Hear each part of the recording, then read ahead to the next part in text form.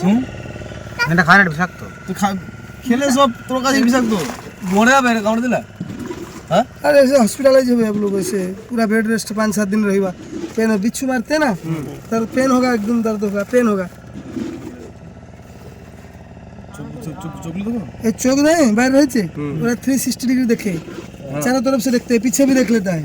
हाँ ये मार के हाँ और काटता ऐसे काटेगा तो जहर हो ऐसे जाएगा करता है ऐसे करता काटेगा तो जहर हो जाएगा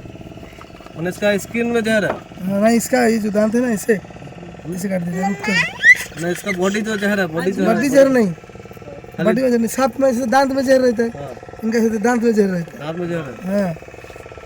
तो क्या होगा काटने से?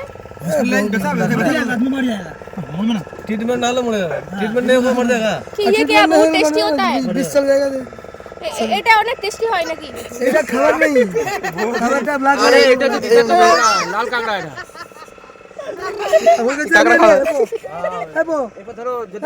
এই যদি বাই চান্স কাউকে দেখতে পেলো না কামড়ে দিল তাহলে আরে কাকিরা বলে কাকু মরে যাবে মরে যাবে